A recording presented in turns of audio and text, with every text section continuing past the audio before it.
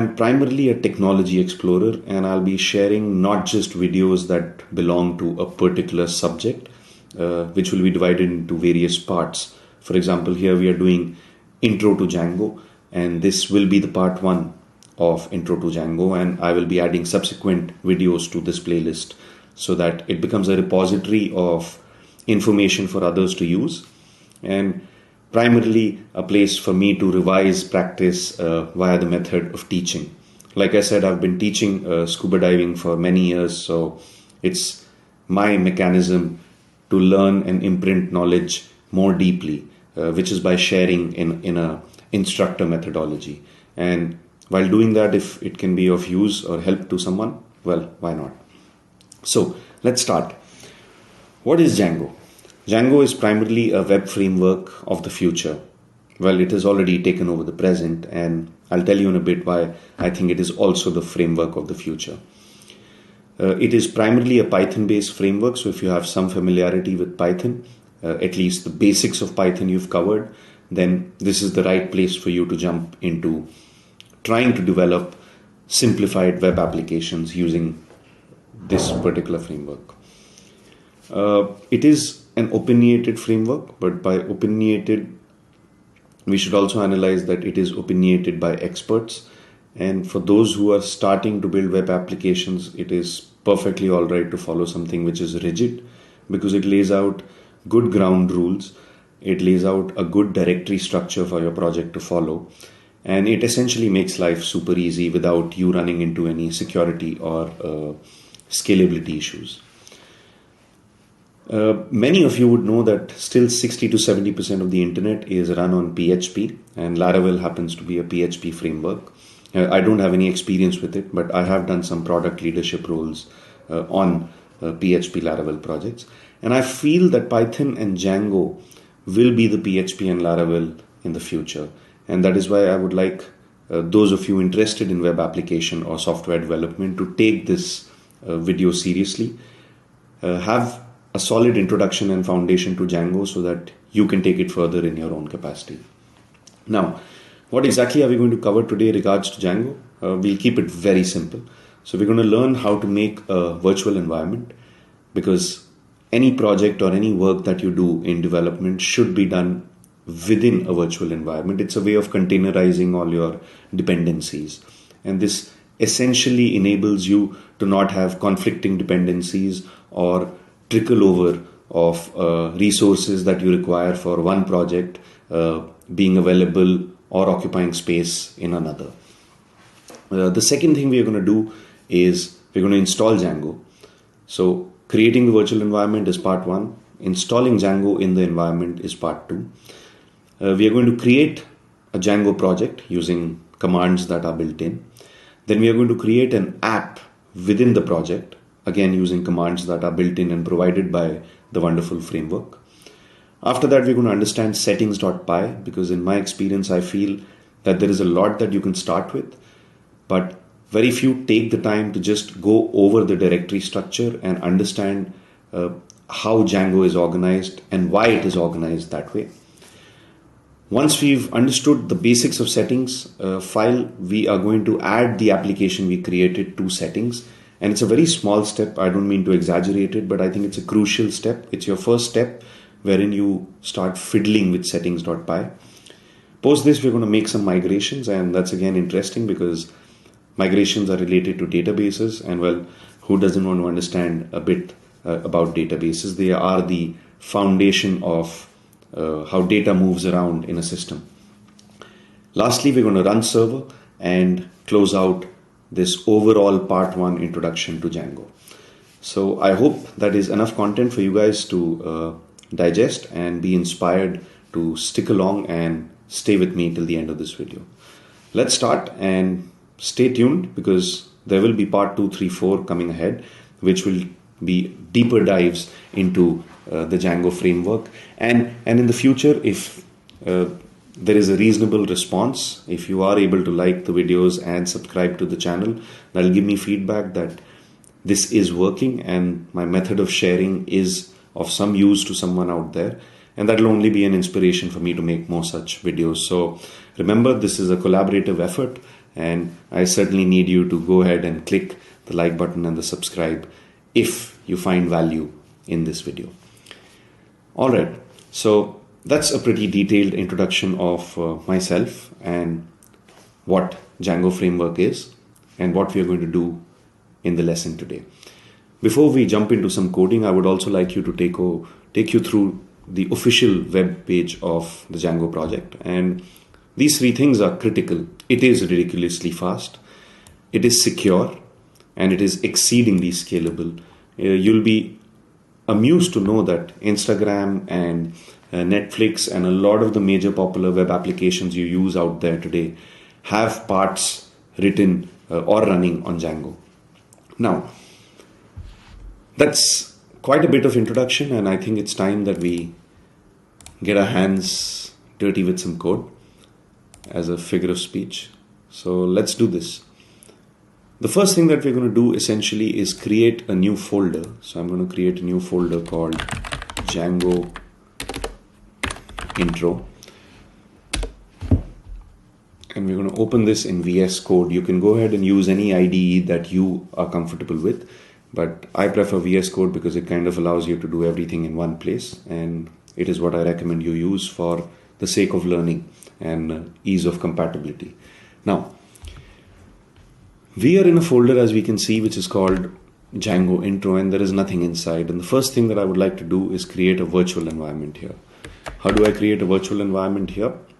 Well, I do that primarily by using a very simple Python command, which is Python 3 env. The last part can be whatever you want, so I can call it intro because that's the environment name I want to give it. But the usual standard in the diving industry is for you to use env. It kind of helps other developers know that this is what the environment folder is, and it's consistent when you are sharing projects or collaborating on projects. So you'll notice if I keep the file explorer open over here and go ahead and run this command, a folder is automatically created, and that's kind of magical because Python has a virtual environment package and a module which goes ahead and does everything necessary to create a virtual environment. However, this environment is not yet activated. So to activate this environment, what I'm going to do is write env bin/activate, and this is true for Mac OS or Linux systems. On a Windows system, I think it will be source env scripts activate.bat or just activate. So yeah, you might have to Google that part if you're on Windows, but it's pretty much the same, and most things that we'll do ahead from this step on are exactly the same. So that should really help. Whether it doesn't matter whether you're on Windows or Linux, you should be able to follow through with this video. Only for the virtual environment part, yes, I apologize in advance, but the Windows users may have to do a bit of side Google, but that's a good habit. That's what developers do. Now, as you can see, my environment is activated here with Django Intro, and I have a funny ZSH setting on my terminal, which is why the environment shows up like this. On yours, it could just show up like this, but there should be a very clear sign suggesting that your virtual environment is activated. Once you've activated the virtual environment, there are a few other steps that we would like to take. So the first step is going to be for us to install Django. So we're going to simply do pip install Django, and that's essentially going to install the Django package inside our virtual environment.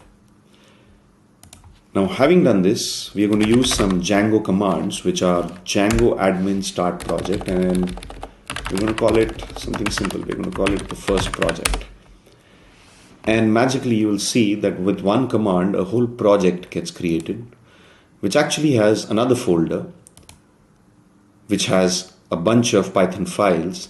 And we'll go over these in a bit, but I want you to notice how one single command has created a complete directory structure for us. And so far, we've only written two commands, activating the environment and essentially creating a Django project. Now that we've created the Django project, it's time to see where our manage.py file is, because that's the file that unlocks the key to the secrets of Django, if one can put it that way. So let's go into first project. And yes, we do have a manage.py here. It is this file that is essentially going to help us create an app. And this app will be called first app. All right, seems I have done something wrong. All right, manage.py start app. Happens, guys, happens. You can laugh all you want. It'll happen when you're making your first few YouTube videos. So yeah, continuing. Python 3 manage.py start app, and we're going to call it first app. And now if we open the directory structure again, you can kind of see inside that there's another folder, first app, which also has a bunch of files, but it does not have a settings.py. That settings.py exists in the same named folder as the original project that we created over here. Yeah, and this is the settings.py. Let's open this file and see what Django has created for us so far. Well, actually, before we do that, there is something cool that we can do. We can run our server. Ignore the red message because we will sort that at the end of this video. But so far, we can very clearly see that we've installed Django successfully. And if you can see the screen, then you've followed the steps so far perfectly. Moving further, let's see what exactly is settings.py. Well, settings.py is a file that carries the core settings for the Django application. All your critical settings like the secret key for this application, whether the debug mode is true or false. When you are developing, we should keep it on true because it helps with hot reloading. You make changes and the web page auto reloads, and this is kind of good for quick perusal of what your coding and changes are doing to the front end or to the functionality of the application. So that's what debug true is meant for. And obviously when you're putting things to production, you turn debug to false. Allowed hosts is something we'll get into later. Install apps. Well, you can see a bunch of Django apps are pre-installed and pre-integrated for us, and these really help us in building our projects and bringing them up to speed very quickly and very efficiently. But we will also be creating some apps like the one we just created. We will be adding that one over here. In fact, why not go ahead and add it right now? So we called it first app, and that's all you need to write here, the first app. And then Django understands how to extract all the files out of that app. So yeah, that's about it. Don't forget that comma, that's critical, and save this file. Then you have a bunch of middleware, some root URL configurations, which is from the first project. What this is referring to essentially is our first project's URLs file. Now it's important to understand this. Why? Because, well, if all the URLs are going to come from the first project, then at some point we are going to have to connect the first app and say there are URLs inside the first app. These URLs need to be identified in the first project URLs. Otherwise, the settings file, which only knows about the first project's URLs, will not know about your applications or submodule URLs. If it sounds complicated, stick with us and stay around for future videos because we will be diving deeper into these topics. Now, there are a bunch of other settings in settings.py, but on day one, if we were to get into all of them, I think it would be a bit too heavy. So we're going to leave that for now. Now, having done this so far, we are going to fix this message, and that's the last thing we'll do in this lesson today.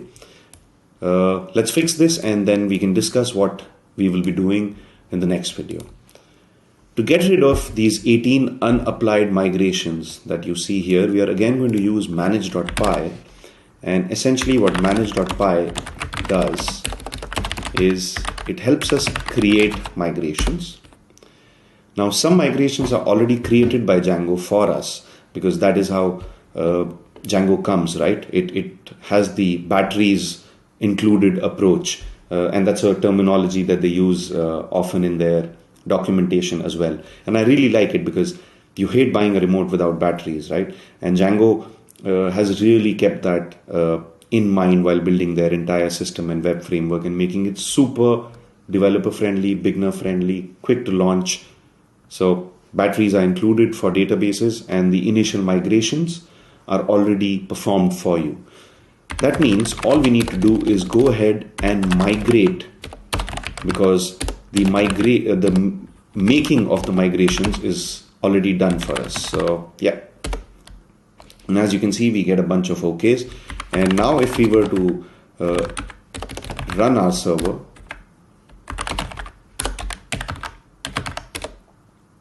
you see there are no issues and 0 was silenced, and we should still be able to see that successfully installed congratulations page. So that's it for this video, guys. I'm going to see you on the next one. In the next video, we will be adding URLs and some templates to our application, which is the application that we have created over here. The name is First App. And then we will be associating this application and the URLs and templates therein with our main project.